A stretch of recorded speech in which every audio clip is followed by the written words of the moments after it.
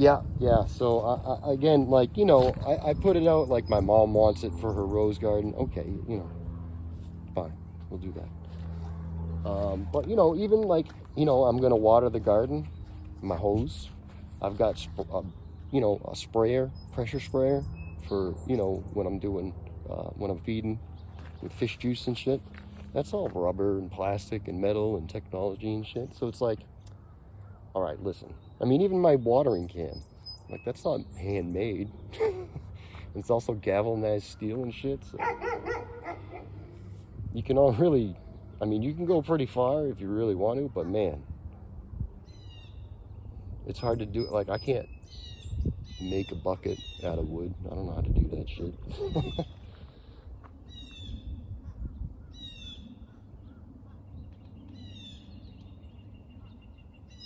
Oh, did you? Yeah.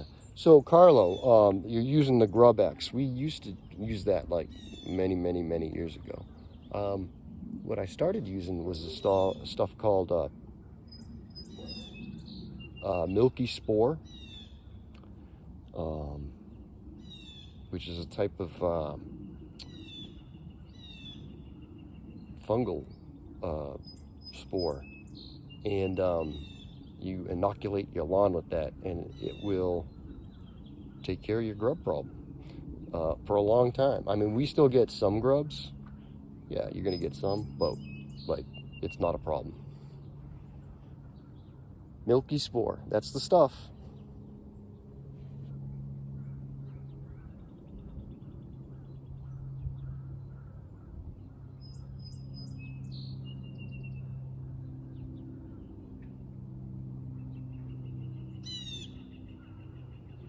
Um, Rarely. Well, I haven't put the milky spore down in like 15 years. Um, but when, there's not going to be any, like, the crows were coming in and just tearing up the entire lawn, so it wasn't really, like, something had to be done. I figured that was the better option at the time. And, we haven't really had a problem since. So, yeah, I mean, very rarely, every once in a while, there'd be like one night where there'd be like more fireflies than you've ever seen. But if I ever see a firefly, it's like more rare than an eclipse. So,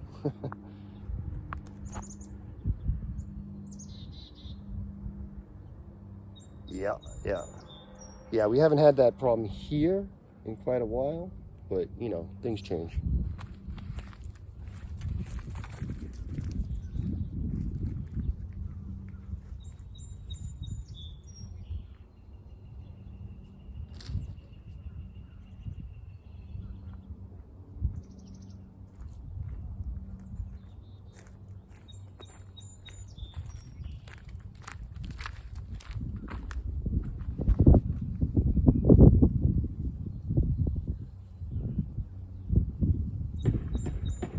Hmm.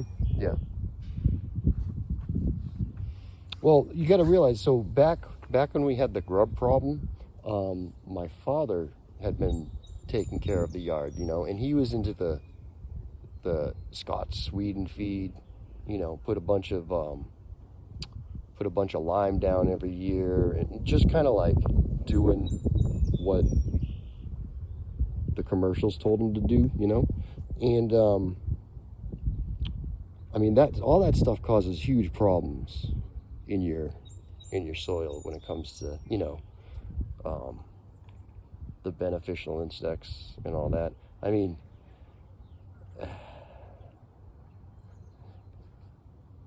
not only is it killing them, but it's wiping out food sources and all that stuff. Plus, like, I don't know if you got your dogs running around on that, but like, animals and stuff coming into your yard, bunnies eating. I don't know.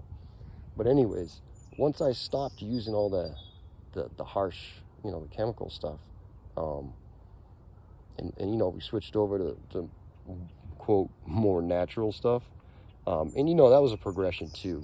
It went from like, like, oh, here's less harsh stuff to like, oh, here's more natural stuff to like, oh, I can make this with soap, soap and olive oil and garlic, to repel bugs. But, you know.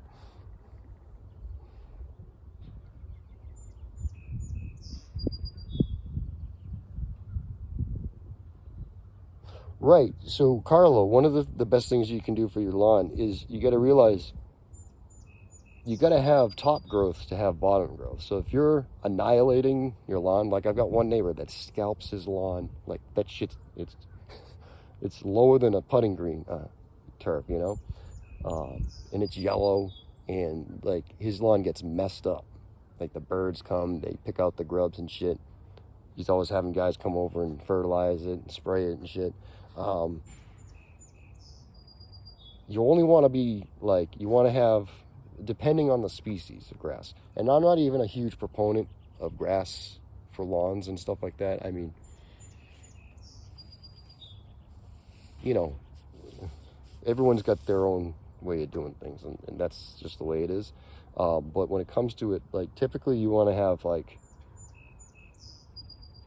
2.5 inches of length, and you don't want to be cutting off more than an inch of your length. Like if you're cutting off like 2 inches, if it grows really long and then you cut like a lot of it off, you're gonna what's the word, you'll end up shocking it and stuff like that. It relies on all that green for photosynthesis and stuff like that too. I mean, it is still a plant.